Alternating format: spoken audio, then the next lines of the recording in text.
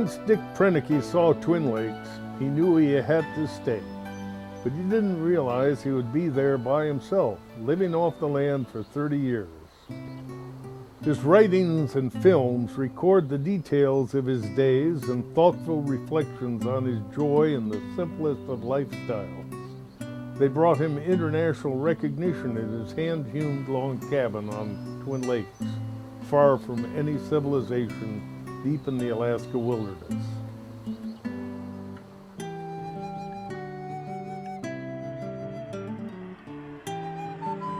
Dick Proenneke was my neighbor for over 30 years.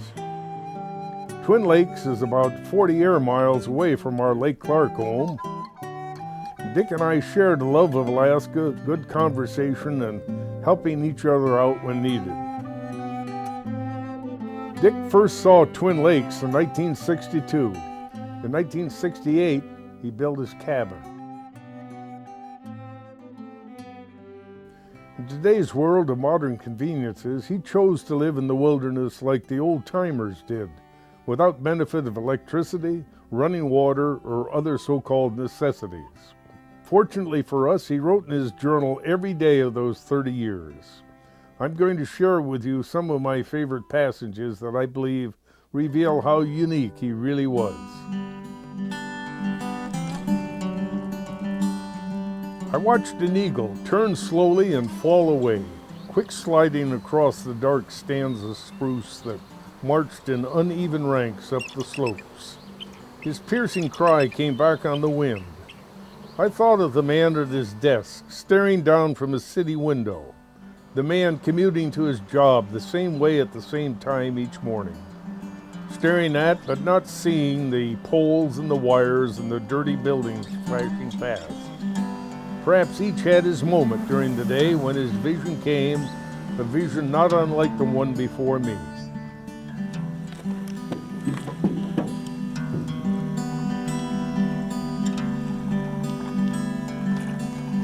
What was I capable of that I did not know of yet? What about my limits? Could I truly enjoy my own company for an entire year? Was I equal to everything this wild land could throw at me? I had seen the moods in late summer, spring, and fall. But what about the winter? Would I love the isolation then with its bone-stabbing cold, its brooding ghostly silence, its forced confinement? At age 51, I intended to find out. Could I really build a cabin with just hand tools to the standards I had set in my mind?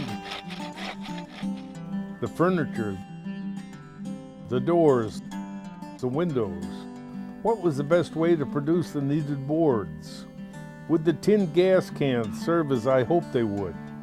Was the fireplace too ambitious a project? Put up the cache on its poles. Surely that must wait till next spring. The cabin had to be ready before summer's end. There were priorities to establish and deadlines to meet. I would need the extra daylight the summer would bring. The most exciting part of the whole venture was putting self-reliance on trial. Dick Proenneke served as a carpenter in the U.S. Navy during World War II. After the war, he became a diesel mechanic, a welder, tended sheep, and eventually came to Alaska to start a cattle ranch. He ended up working as a heavy equipment operator on the naval base in Kodiak, Alaska. Also fished commercially.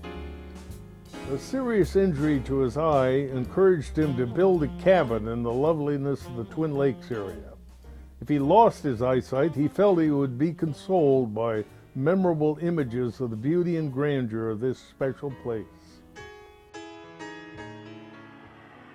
In his last years, age and ill health forced him to leave his cabin, moving to California to live with his brother. In 2000, at the age of 84, Dick Proenneke returned to say goodbye to a place he described as heaven. Come on, you guys. Dick's cabin is now part of Lake Clark National Park and Preserve and is being maintained as an important historical site. It is diligently tended by Park Service personnel who honor his life and his values as a steward and caretaker of the pristine land and his cherished neighbors, the wildlife of Twin Lakes.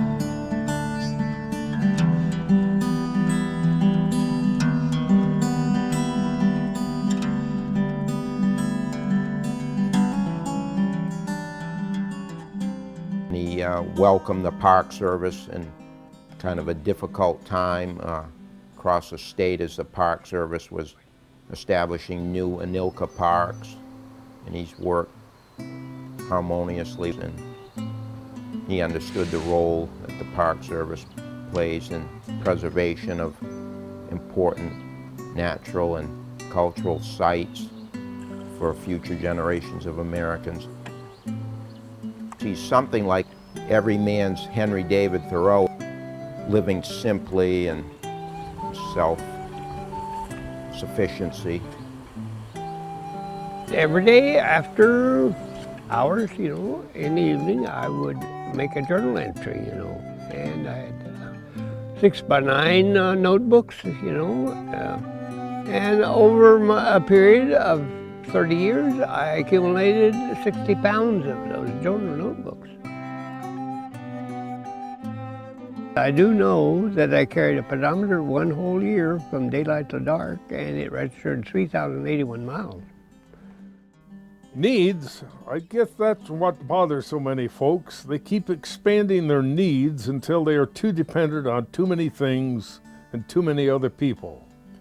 I wonder how many things in the average American home could be eliminated if the question were asked, must I really have this? Funny thing about comfort, most people don't work hard enough physically anymore, and comfort is not easy to find. It is surprising how comfortable a hard bunk can be after you've come down off a mountain. No worries about wildlife, that's for sure. Cow moose will give you more concern than a grizzly bear. She can make you wish you wasn't there. Did I ever carry a gun? A few times if I wasn't packing something else, but I would sooner pack a roll of film than a gun. I was basically born and raised there. I was born in 1964.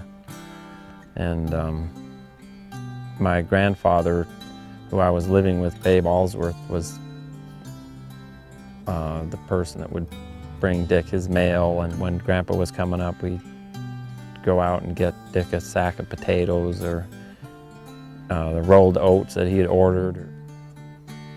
When my brother and I were about 11, 12, 13 years old, we came up here and Dick invited us up to stay with him. And I think we stayed here for about 10 days each time. And I think it was an eye-opener probably for Dick as much as anybody. Going from a bachelor to having two boys here that were just about teenagers. At last, Leon and Sig had arrived at Twin Lakes. Babe turned her around and tied the tail to a tree. Out came the little guys with their sleeping bags. When are we going to climb a mountain? How about Black Mountain? I don't think I can make it all the way to the top. Let's go back and try fishing. Will we see some sheep, and can we get real close? Questions, questions, questions. I had cooked a fresh kettle of beans early. It was noon Port Allsworth time. When do we eat? No eating till 12 Twin Lakes time. But they had to taste those beans. I was busy on the beach and could hear that lid carefully being replaced every few minutes. Much tasting going on in the cabin. As a kid, sometimes you might be picky in your food, but I never can remember him making a dish of something that, was always good. Sourdoughs, beans. We made ready to paddle down to Blueberry Hill for a better look. Leon on the paddle, and I was surprised how that little 10-year-old could stay at it. We would pick blueberries to have some topping for hotcakes. Eager little guys when it came to picking berries. Leon could keep up with me. Sig was slower and had to eat them from his pail. No eating from the pail, according to Leon. Nearly 2 gallons total when we worked our way out of blueberry country. And then I remember usually we were here in the fall and we'd pick blueberries and put them on his pancakes. And following spring, a sow bear came out with 2 cubs of that year, and he watched them for a while, and I guess these cubs were full of a lot of mischief, and so he named them Leon and Sig, and after us. It had been a pretty good day. 15 sheep, mothers, fathers, and babies, 2 caribou bulls, and a big bear, plus 3 fish caught. All this would go into their journal in the morning as it was time to hit the hay. The little guys hadn't turned in 5 minutes until they were asleep. Distance is relative. A trip for me down to the lower end of the lower lake takes about 3 hours by canoe if I don't have a wind to fight. That's a distance of about 8.5 miles. With a motor on the canoe, I can make the trip in under an hour, but a motor's noise stills the sounds of the wilderness. If the weather turns sour, make your job fit the day. Grandmother Nature is in control, and you better just wait until she sees fit to give you the weather that is right for another job you have to do. Nature provides so many things if one has the eye to notice them. Several stumps with just the right flare gave me my wooden hinges. I realize that men working together can perform miracles, such as sending them to walk on the surface of the moon, but there's also a need for an individual sometime in his life to forget the world of parts and pieces and put something together on his own. If you don't need it to eat, well, don't kill it. That's what I thought. To me, it was just simple, living one day to the next, and that ain't hard to do.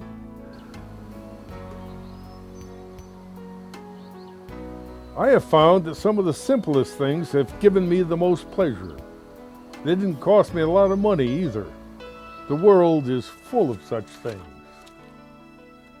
Twin Lakes is in the territory of the Dena'ina Athabascans, whose values require them to leave no footprints. They were once called the strangers of the North because there was so little sign left of their being on the land. Dick Proenneke asks others to do likewise. Respect the land, the wildlife, and the cabin. Take care of it as though you carved it with your own hands.